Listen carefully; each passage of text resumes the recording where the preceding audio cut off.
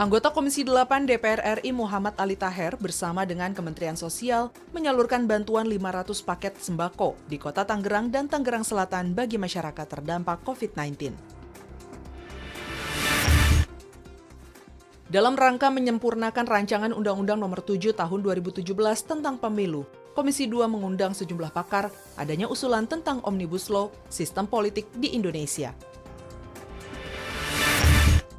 Alokasi anggaran 2021 untuk Mahkamah Agung perlu dilakukan penambahan, dengan catatan masih banyaknya kondisi pengadilan yang memprihatinkan.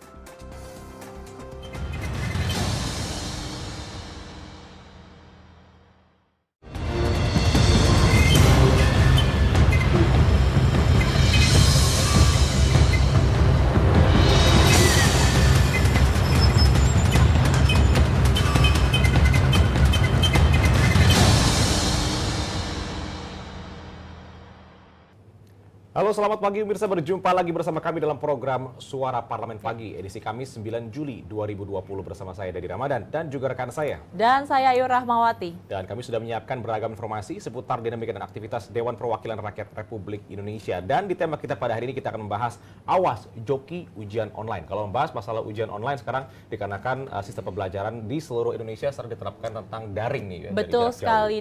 Kita ingat nggak sih kalau misalkan zaman kita dulu nih ya, kita mau melakukan ujian SBMPTN atau ujian masuk seleksi untuk perguruan tinggi negeri itu kan semuanya dilakukan secara fisik ya. Betul. Tapi ternyata sekarang karena pandemi ini akhirnya universitas ini juga dilema. Kalau misalkan dilakukan secara fisik takutnya akan berimbas kepada penularan yang lebih besar. Makanya nih sekarang dilaksanakan menjadi ujian online. Tetapi ternyata ini membuka peluang untuk joki Dadi dan juga pemirsa. Iya, ini karena kan terkait dengan joki ujian online ini terkait dengan juga dengan kecurangan ya. Ini Betul. tidak bisa dibenarkan dan ini memang menjadi permasalahan ketika ujian yang baru pertama kali akan dilaksanakan secara daring ini bermasalah ternyata adalah joki online. Dan kita akan membahas terkait dengan joki online tersebut dalam tajuk utama. Namun sebelum itu kita akan membacakan dulu 3 berita pertama, yaitu terkait dengan anggota Komisi 8 bersama Kemensos salurkan bantuan. Di sini anggota Komisi 8 DPR RI Muhammad Ali Taher bersama dengan Kementerian Sosial menyalurkan bantuan 500 paket sembako di Kota Tangerang dan Tangerang Selatan bagi masyarakat terdampak COVID-19. Anggota Komisi 8 DPR RI Muhammad Ali Taher bersama dengan Kementerian Sosial menyalurkan bantuan 500 paket sembako di Kota Tangerang dan Tangerang Selatan bagi masyarakat terdampak COVID-19. Ditemui dalam acara pemberian bantuan sembako, Ali Taher berharap bantuan sembako dan bantuan langsung tunai dari pemerintah dapat membantu mengurangi beban masyarakat. Ali Taher juga mengapresiasi Kementerian Sosial yang selalu melakukan evaluasi pendataan masyarakat penerima bantuan. Kepala Dinas Sosial agar data by name by address ini terus ditingkatkan lagi. Updating data lebih cepat, tidak menunggu bertahun-tahun, cukup 2-3 bulan juga bisa dilakukan. Yang paling penting koordinasi antara pemerintah pusat, provinsi dan juga kota kabupaten serta sampai ke bawah itu terus dilakukan. Dan kita juga monitor terus, alhamdulillah. Sementara itu, Sekretaris Ditjen Perlindungan dan Jaminan Sosial Kementerian Sosial Muhammad Royani mengatakan, Kementerian Sosial telah menyalurkan bantuan ke wilayah Jabodetabek, salah satunya berada di Kota Tangerang dan Tangerang Selatan.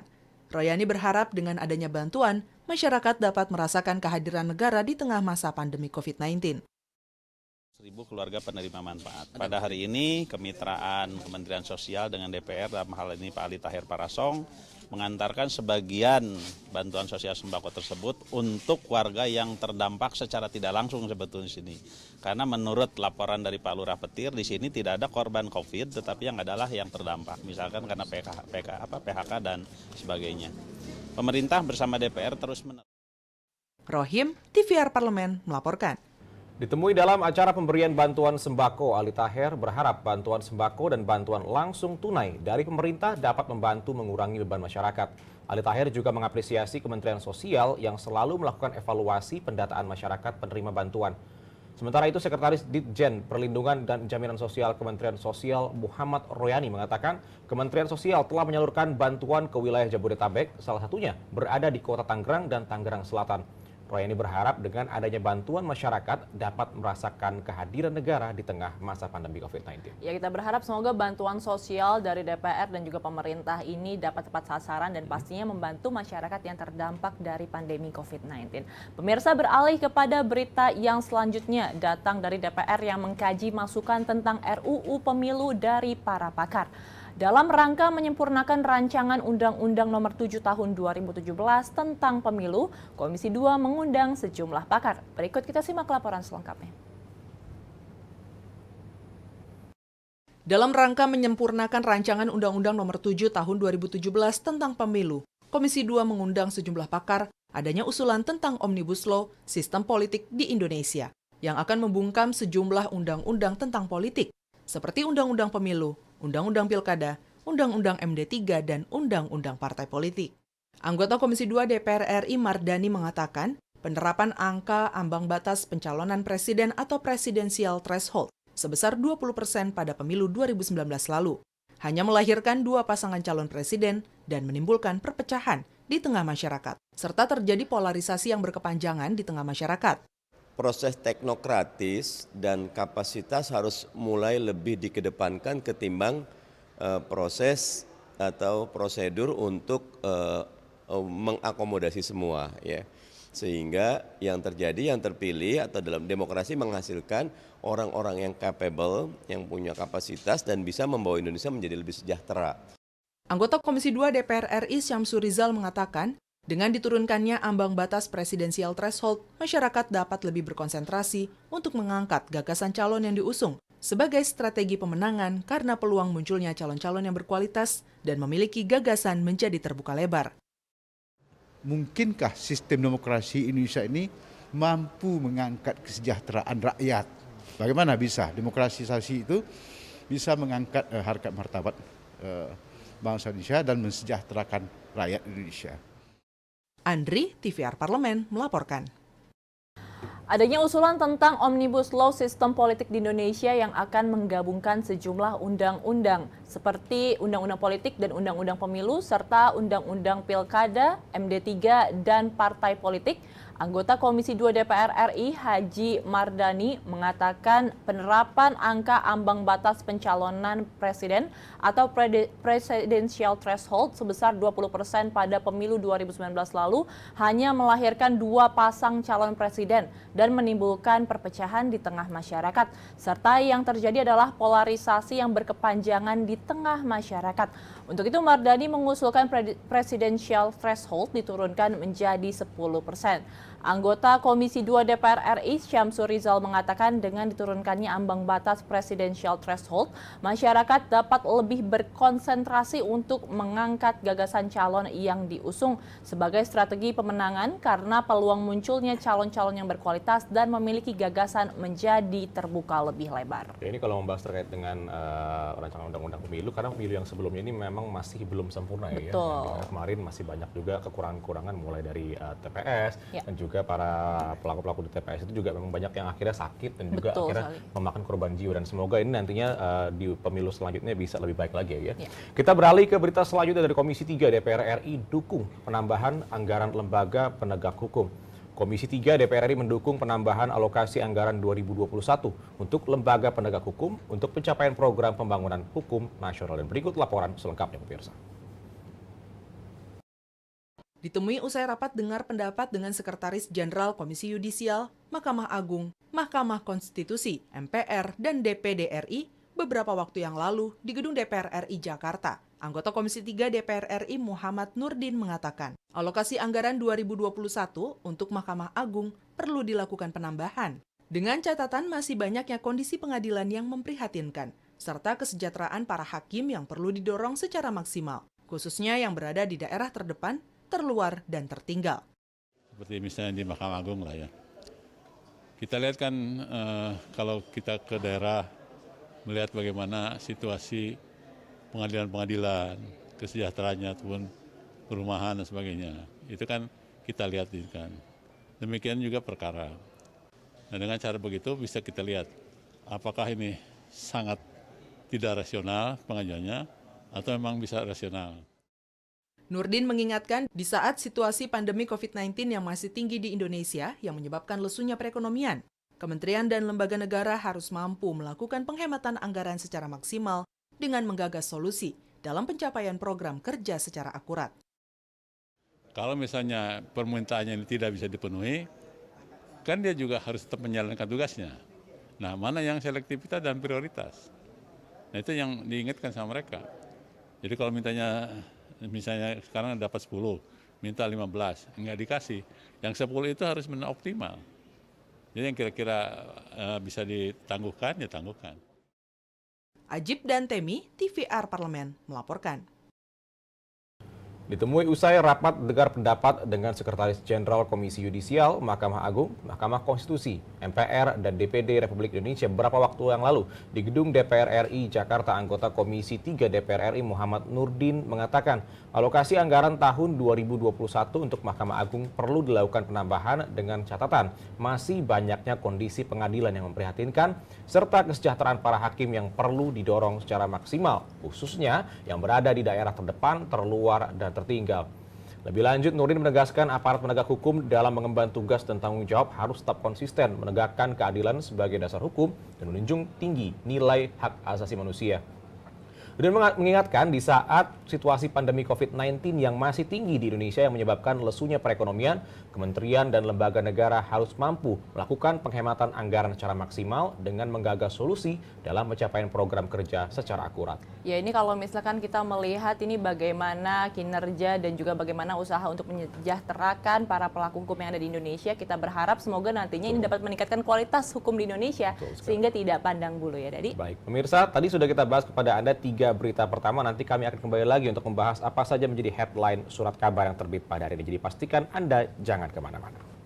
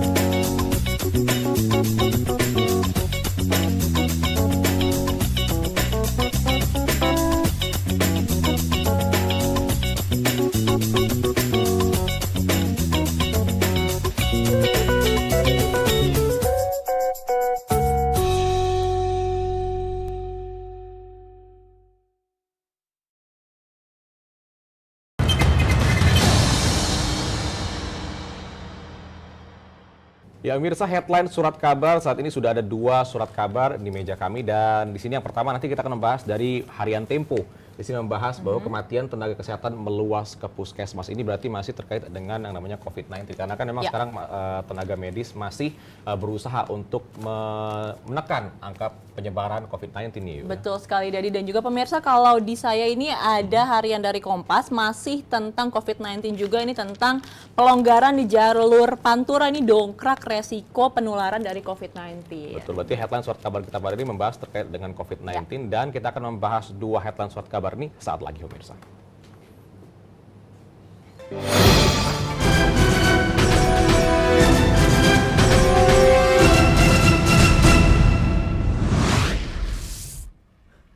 Pemirsa, kita membahas Harian Tempo. Di sini kematian tenaga kesehatan meluas ke puskesmas. Tenaga kesehatan terus bertumbangan karena wabah corona. Hingga kemarin, 48 dokter meninggal dengan berstatus positif maupun terduga terjangkit COVID-19. Sedangkan perawat yang wafat di tengah pandemi ini berjumlah 41 orang.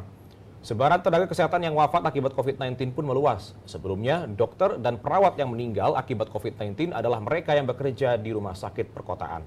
Belakangan Ikatan Dokter Indonesia atau IDI mencatat kematian juga menjemput dokter di pusat kesehatan masyarakat atau puskesmas di perkampungan. Berarti ini sudah sampai ke daerah perkampungan ya kalau kita membahas terkait dokter-dokter juga tenaga medis yang ada di daerah-daerah atau desa tertinggal, terpencil ini mereka sudah mulai ada juga yang menjadi korban dari COVID-19. Betul sekali, dan kita juga berharap ini bisa menjadi perhatian yang lebih serius dari pemerintah bagaimana untuk menanggulangi hal tersebut. Karena kalau misalkan tenaga medisnya saja gugur, ini bagaimana nanti penanggulangannya di daerah 3T tersebut. Dan juga di daerah-daerah tersebut biasanya fasilitasnya tidak selengkap di kota. Iya, betul sekali, Dadi.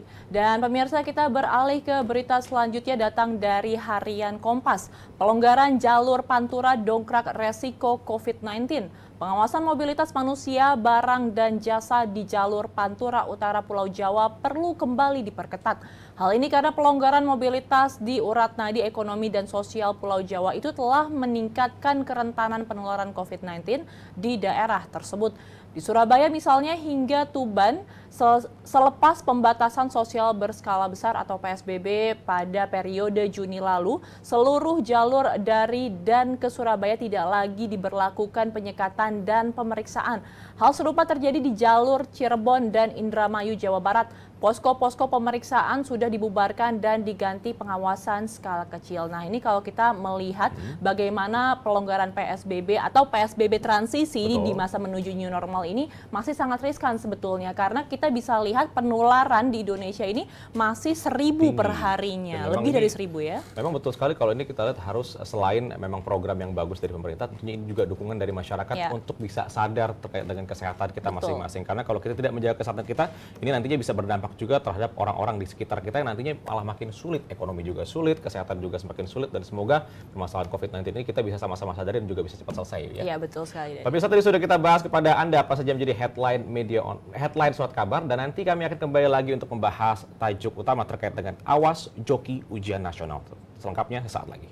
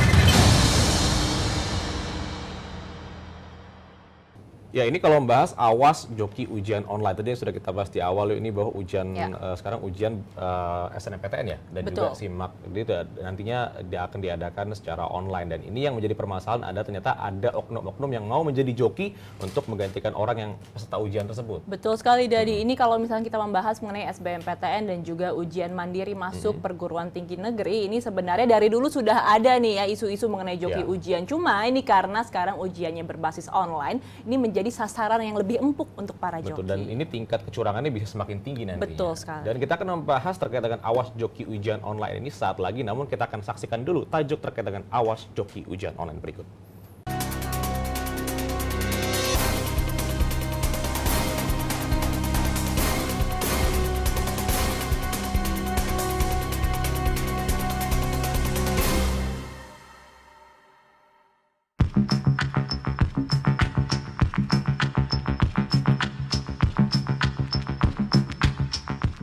Awas joki online.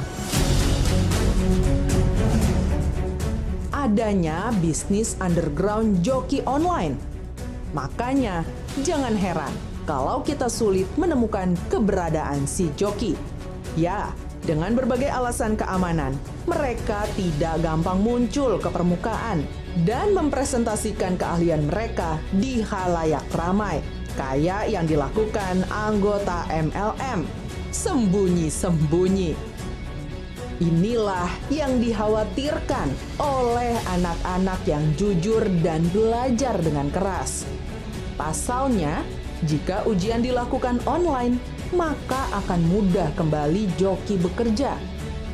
Pasalnya, beberapa perguruan tinggi negeri akan menyiapkan ujian online untuk penerimaan siswa baru. Hal ini mengundang kekhawatiran orang tua yang memiliki uang terbatas. Oleh karena itu, DPR mendorong PTN melakukan tes mandiri langsung agar lebih mudah diperiksa dan sulit dijokikan. Well, mau pakai jasa joki atau enggak sih pilihannya ada di kita. Tentunya dengan segala konsekuensi. Untung dan ruginya, yang jelas jujur itu hebat.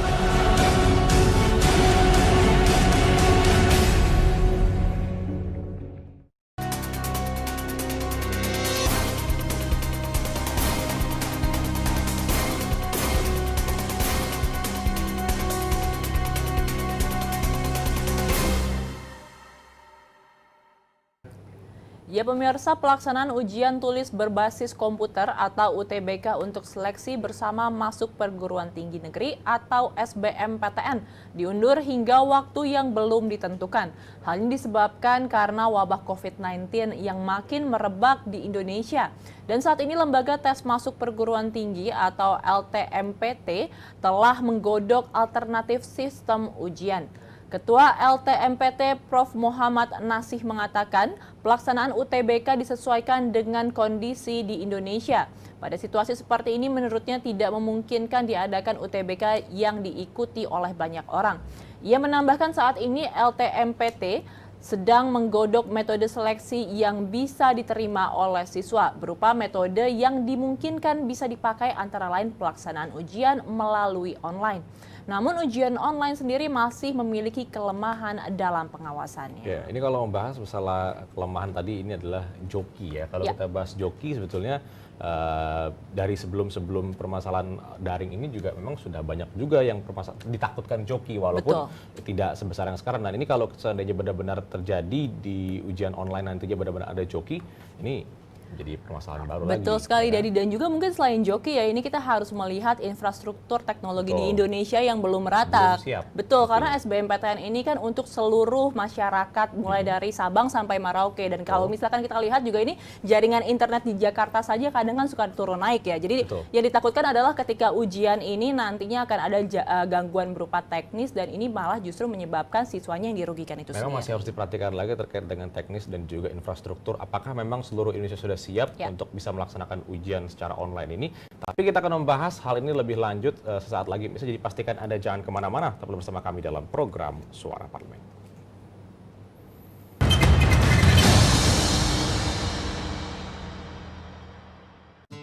Mari lapor LHK-ASN. Video ini akan memandu Anda untuk menyampaikan LHK-ASN melalui aplikasi Siharka.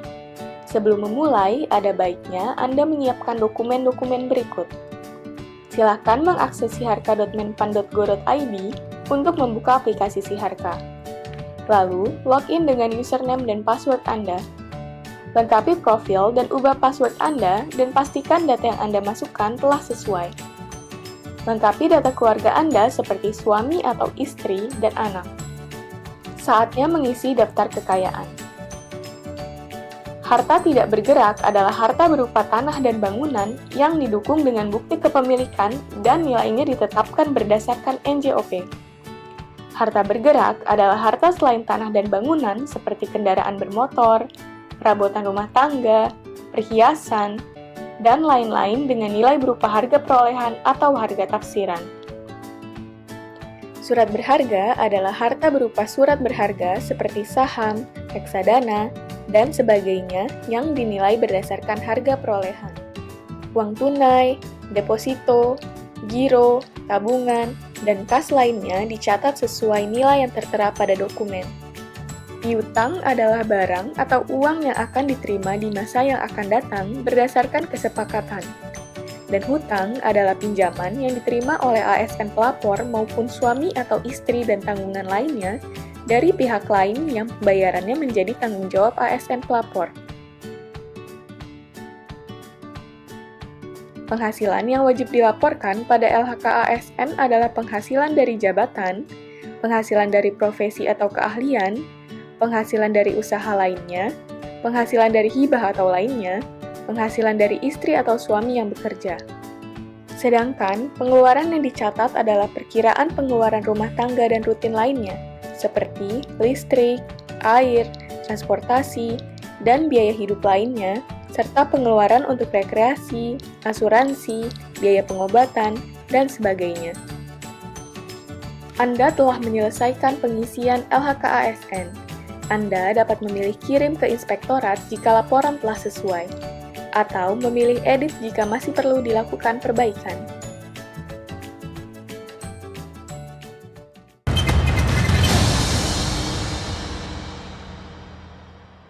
Ya, pemirsa, kita masih membahas joki ujian online. Di sini dengan adanya pandemi COVID-19, beberapa kampus negeri di Indonesia masih sulit untuk menentukan terkait mekanisme ujian masuk bagi calon mahasiswa baru.